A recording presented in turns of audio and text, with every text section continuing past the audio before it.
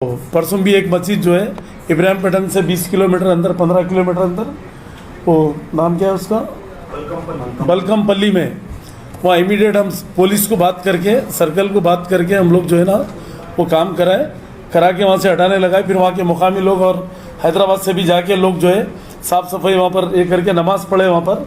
तो वो कारनामे भी वक्फ बोर्ड का है, क्योंकि पुलिस को हम लोग बात करके इमीडिएट हटाने लगा। पर सेंधी के सब वो क्या लोटे वगैरह रखे हुए थे, सब निकाल के फेंकने लगाए हो, क्योंकि मस्जिद क़यामत तक मस्जिद रहना है।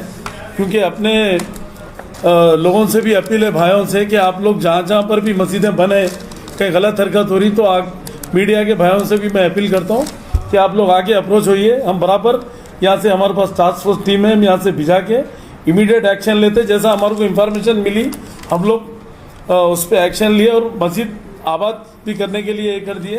और 3 मस्जिदों को बिस्मिल्लाहिर्रहमानिर्रहीम, बिस्मिल्लाहिर्रहमानिर्रहीम। वक्फ बोर्ड चेयरमैन मोहम्मद सलीम साहब कल मीडिया में एक स्टेटमेंट दिए।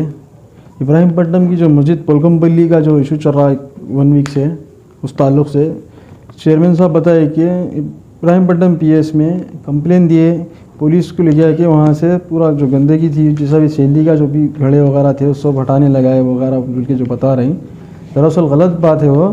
चेयरमैन साहब उन लोग तो वक्फ बोर्ड से वहाँ पे कुछ भी नहीं हुआ। ये मेरे पास पिटीशन है, मैं वहाँ पे इब्राहिमपट्टनम पीएस में कंप्लेन दिया था, ये पिटीशन है मेरे पास। उसके बाद पीएस से मेरे को जो है एक्नॉलेजमेंट पेपर मिला, ये एक्नॉलेजमेंट पेपर है। कंप्लेन हम लोग दिए, हम लोग जो है सो खुद जाके वहाँ पे हम हमारे दोस्त अहबाब मिल के मस्जिद का सफाया, जितनी भी गंदगी थी वहाँ साफ़ सुथरा करे, चुन्ना डाले, नमाज अदा करे, जो भी काम हम लोग करे वो। वक्फ बोर्ड सलीम साहब जो है सो बैठ के खाली चैम्बर में स्टेटमेंट दे दिए, कंप्लेन कराए पुलिस के थ्रू, खाली कराए। दरअसल गलत बात है, मैं ये बात बोलना नहीं चाह रहा था, लेकिन कल चेयरमैन साहब जो है सो एक स्टेटमेंट दिए, उसके खातिर मेरे को देना पड़ा।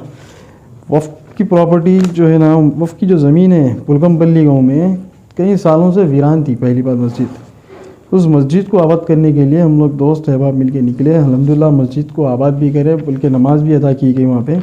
उसके बाद वक्फ बोर्ड में हम लोग कंप्लेन दिए कि इसी के बाद ऐसी मस्जिद यहाँ से गैर आबाद है।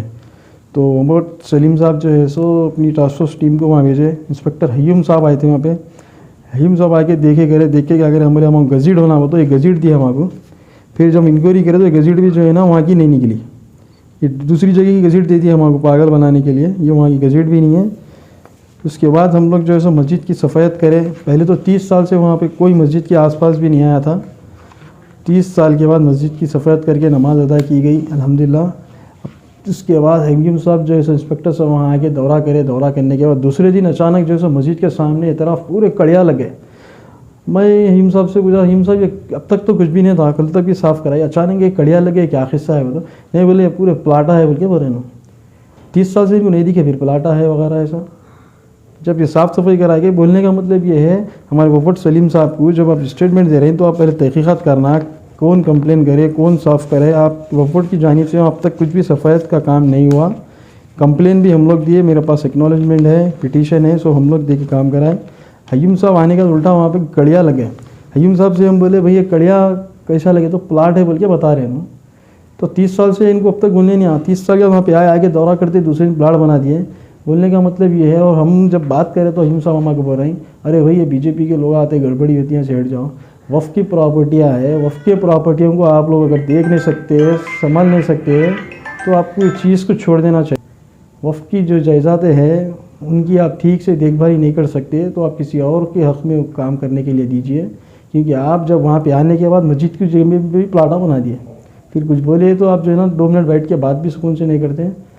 खैर मैं बोलना चाह रहा हूँ वक्फ बोर्ड चेयरमैन सलीम साहब को कि आप अगर कुछ स्टेटमेंट दे रहे हैं तो अच्छे से उसका होमवर्क करिए, पहले मालूमात करिए, तहकीक़ात करिए। ऐसा नहीं जो बोल दिया आपको मालूम ही नहीं है वहाँ के ताल्लुक़ से, आप खाली उठा के एक स्टेटमेंट दे दिए। दरअसल वो स्टेटमेंट गलत था, आप जो दिए सच्चाई जो है मैं आपके सामने लगा। गज़ीट भी जो है हमको हयूम साहब गलत दिए। शुक्रिया, खुदा हाफ़िज़।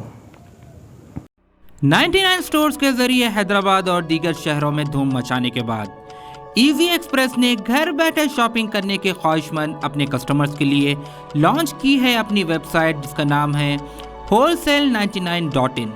इस वेबसाइट पर 1000 से ज़्यादा वैरायटीज़ के प्रोडक्ट्स मौजूद है। ऑनलाइन शॉपिंग के ख्वाहिशमंद अफराद wholesale99.in पर जाकर अपना ऑर्डर बुक कर सकते हैं और 100 रुपये डिलीवरी चार्ज पर आपका बुक किया आइटम आपके घर तक पहुंच जाएगा। प्रोडक्ट्स की डिलीवरी ऑल ओवर इंडिया मौजूद है। इस चीज़ के साथ साथ रिटर्न पॉलिसी भी मौजूद है, जिसके तहत प्रोडक्ट पसंद न आने पर आप इजी एक्सप्रेस 99 के प्रोडक्ट्स वापस भी कर सकते हैं। जो आइटम्स दीगर वेबसाइट्स पर महंगे बिकते हैं वो इजी एक्सप्रेस 99 स्टोर की वेबसाइट पर सस्ते मिलते हैं। यकीन न आए तो आप wholesale99.in के प्रोडक्ट्स के दामों को दूसरे वेबसाइट के प्रोडक्ट्स के दामों से टैली कर भी खरीद सकते हैं। ये तो थी बात ऑनलाइन शॉपिंग करने वालों की। अब बात करते हैं कारोबार करने वालों की। कारोबार के ख्वाहिशमंद अफराद 99 स्टोर या wholesale99.in से सामान खरीद कर अमेज़ॉन, फ्लिपकार्ट और दीगर शॉपिंग वेबसाइट्स पर बेच सकते हैं और अच्छा खासा मुनाफा कमा सकते हैं।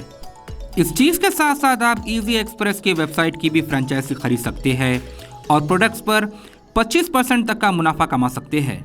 वेबसाइट की फ्रेंचाइजी खरीदने के ख्वाहिशमंद अफराद तफसीलात के लिए स्क्रीन पर दिए गए नंबर्स पर राब्ता पैदा करें या विजिट करें हमारे इजी एक्सप्रेस 99 के stores MPM mall Abids, podium mall Toli Chowki, SMP mall Gulzar house, old Krishna talkies पर।